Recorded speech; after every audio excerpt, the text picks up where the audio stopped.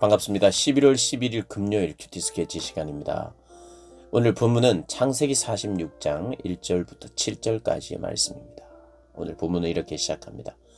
이스라엘이 모든 소유를 이끌고 떠나 브엘세바에 이르러 그의 아버지 이삭의 하나님께 제사를 드리니 그 밤에 하나님이 이상 중에 이스라엘에게 나타나 이르시되 야곱아 야곱아 하는지라. 야곱이 이르되 내가 여기 있나이다 하매. 오늘 본문은 도무지 믿기 힘든 요셉이 살았다라고 하는, 사실 베냐민도 잃어버릴 수 있다고 생각했던 야곱. 그래서 사실 베냐민을 내려놓고 베냐민을 데리고 가라, 죽으면 죽으리라, 어쩔 수 없다 하는 마음으로 자녀를 내려놨잖아요. 그러니까 이미 요셉도 잃었고 베냐민도 잃을 수 있다는 마음으로 보냈어요. 그러니까 둘 다, 사랑하는 두 아들 다 포기한 그 시점에 들려오는 이야기가 뭐냐 하면 귀를 의심하게 할 만한 이야기였어요. 뭐냐 하면 베냐민 무사합니다, 이 이야기만도 기쁠 것인데 요셉이 살아있어요. 너무 거짓말 같은, 믿기 힘든 이야기를 듣고 눈이 번쩍 뜨이고 뭔가 영혼에 힘이 솟는 그런 것을 야곱이 경험합니다. 그리고 바로가 요청하고 또 요셉이 이야기한 대로 그래 우리 모두가 애굽으로 떠나자 해서 그 가족들 한 70여 명이 이제 바로가 보내준 수레를 타고 그 왕의 가족들의 행렬과 같이 수레를 다 타고, 그 야곱의 가족이 어안이 벙벙했을 거예요. 이게 애굽에서 수레를 보내가지고 우리를 이렇게, 이런 대접을 왕의 자녀들이나 얻을 수 있는 그런 특권을 누리면서 가나안 땅에서 애굽으로 이제 올라가고 있어요. 내려가고 있어요, 애굽으로. 그런데 가다가 야곱이 이제 예배를 드립니다. 브엘세바에서 하나님께 희생 제사를 드립니다. 감사합니다. 제사를 드릴 때 하나님 앞에 감사하는 감사겠죠. 희생 제사니까 물론 회개도 동반됐겠죠. 예배의 정신 안에는 감사와 회개가 항상 있습니다. 하나님 감사합니다. 하나님 은혜에 감사합니다. 우리를 결국 하나님이 살리셨습니다. 감사와 감격이 있는 동시에 죄송한 마음이 또 있죠. 그러니 희생 제사를 드리면서 감사하고 죄송한 마음을 주님께 아뢰는 거, 이게 예배의 가장 기본이죠. 그리고 하나님 앞에 하나님의 뜻을 묻는 거, 이것이 예배 안에 있죠. 아마 야곱은 그런 질문을 가지고 있었을 거예요. 이 어안이 벙벙하고 이게 웬 호강인가 싶기도 하고, 요셉이 살아있다니, 그런데 애굽 이방 땅에 가도 되나 하는 그런 여러 가지 복잡한 마음이 있었을 거예요. 그래서 하나님 앞에 감사의 제사를 드리고 희생 제사를 드리면서 하나님 앞에 기대한 것이 있었겠죠. 하나님, 내가 애굽에 가는 것이 맞습니까? 그리고 그곳에서 거주해야 합니까? 물론 요셉의 이야기, 그리고 바로의 이야기를 듣고 다 짐 다 챙겨서 갔어요. 모든 소유를 가지고 갔어요. 그러니까 가겠다는 의지예요. 그럼에도 불구하고 그런 어떤 두려움 반, 기대 반, 설렘 반, 하나님의 도장이 필요한 상황이죠. 근데 하나님께서 도장을 찍어줍니다. 어떻게 해요? 3절에 하나님이 이르시되 나는 하나님이라 네 아버지의 하나님이니 애굽으로 내려가기를 두려워하지 마라. 애굽으로 내려가라, 두려워하지 마라. 내가 거기서 너로 큰 민족을 이루게 하리라.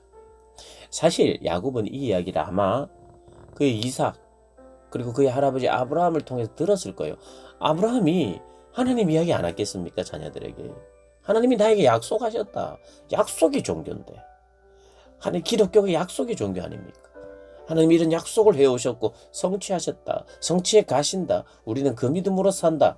아브라함이 그렇게 이야기했을 것이고 이삭이 그렇게 이야기했을 것이고, 그래서 전에 내려오던 이야기 중에 하나가 하나님은 우리를 애굽으로 부르셨다가 400년 만에 다시 돌아오게 할 것이다 라는 이야기를 아마도 들었을 것 같아요. 그래서 야곱은 이것이 하나님의 때인가? 애굽으로 내려가는 것이 맞는가? 혹시 우리 이제 후손들은 400년 동안 고난을 받을 텐데 뭐 이런 생각도 했을 수도 있고요. 어쨌든 두려움이 있었어요. 두려움이. 단지 애굽으로 가서 요셉을 진짜 제대로 만나서 잘 살 수 있을까에 대한 두려움이 아니라 그가 가는 이 걸음에 대한 확신. 근데 두려워 말라. 내가 거기서 너로 큰 민족을 이루겠다. 큰 민족을 이루겠다고 하는 건 들어왔을 거예요, 분명히. 그래서 하나님께서 너로 큰 민족을 이루겠다 하시는 말씀을 듣고 내려오기로 또 계속해서 내가 애굽으로 가야 되겠다는 마음을 가졌겠죠. 그리고 첫 번째 약속은 너로 큰 민족을 이루겠다라고 하는 그 아브라함의 약속 그대로 다시 이야기하는 것이고, 두 번째는 이것도 마찬가지입니다. 성경 전체에 흐르는 것이죠. 그냥 가라 하고 너만 가라가 아닙니다. 동행하겠다 이 약속이죠. 여러분, 하나님이 우리와 동행하지 않는 길은 저주입니다. 그래, 너 혼자 가라. 하나님이 광야에서 이스라엘 백성들에게 그래, 가나안 땅으로 너희들끼리 가라. 나는 너희와 함께 할 수 없다. 이스라엘 백성들이 그것이 얼마나 큰 저주인 줄 알기 때문에 그대로 회개하잖아요. 장신구를 다 내려놓고 하나님 앞에 회개합니다. 하나님이 동행 안 하신다면 아무런 의미가 없는 거예요. 그 어떤 성공적인 삶도 아무런 의미가 없는 것이죠. 하나님의 동행의 약속. 그러니까 400년 동안 종으로 고난을 받아도 하나님의 동행하시겠다는 거예요. 애굽에서 동행하시겠대요. 그리고 또 하나 더, 너를 반드시 인도하여서 다시 올라올 것이다. 그래서 이 4절은요, 내가 너와 함께 애굽으로 내려가겠고, 여기서 너는 야곱을 말합니다. 야곱. 그 다음 반드시 너를 인도하여 다시 올라올 것이요, 다시 가나안으로 올라올 것이요 할 때 너는 야곱일 수는 없겠죠. 왜냐하면 야곱은 그 이어서 요셉이 그의 손으로 네 눈을 감기리라. 너는 요셉이 네 눈을 감겨줄 것이야. 어디서요? 애굽에서. 너는 죽을 것이라고 그랬는데 바로 앞절에 너를 다시 인도해서 올라올 것이다. 물론 내가 죽어도 여전히 그는 이스라엘을 대표하는 사람이기 때문에 넌 오는 것이다 이렇게 생각할 수도 있지만, 이것은 결국에는 이스라엘을 말하는 거죠. 큰 민족을 이룬 이스라엘. 남자만 60만, 그는 여자랑 아이들을 다 합친다면 200만 정도, 그 큰 민족을 이루어서 하나님께서 다시 가나안으로 올라오게 할 것이다 이렇게 이야기를 하죠. 3절 4절은 사실 변함없는 약속입니다. 하나님의 자녀들에게 주시는, 두려워하지 말라. 너를 통해서 생명의 역사들이 일어날 것이다. 큰 민족을 이룰 것이다. 그 말이죠. 생명의 역사들이, 번성하는 역사들이 있을 것이다. 그래서 두려워하지 말라. 그리고 네가 어디에 있든지 함께 할 것이다. 애국과 같은 곳에서도, 고난의 자리에서도, 종으로 살아가는 그 삶의 자리에서도 내가 너와 함께 할 것이다. 요셉이 이미 애굽에서 종으로 시작했잖아요. 종으로 시작해서 이스라엘 백성들도 시간이 지나면서 다시 종으로 전락했는데, 그렇듯이 요셉이 이미 그렇게 살았잖아요. 그런데 어떻게 했습니까? 요셉과 함께 하나님이 동행하셨잖아요. 이스라엘 백성들도 마찬가지라는 거예요. 내가 요셉과 동행했던 것처럼 너희들과 함께 할 것이다. 동행할 것이다.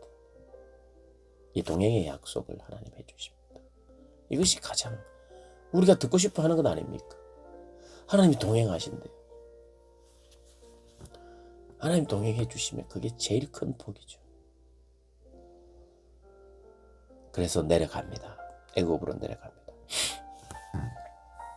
야곱이 브엘세바에서 떠날 새 이스라엘의 아들들이 바로가 그를 태우려고 보낸 수레에 자기들의 아버지 야곱과 자기들의 처자를 태우고 그들의 가축과 가나안 땅에서 얻은 재물을 이끌었으며 야곱과 그의 자손들이 다 함께 애굽으로 갔더라.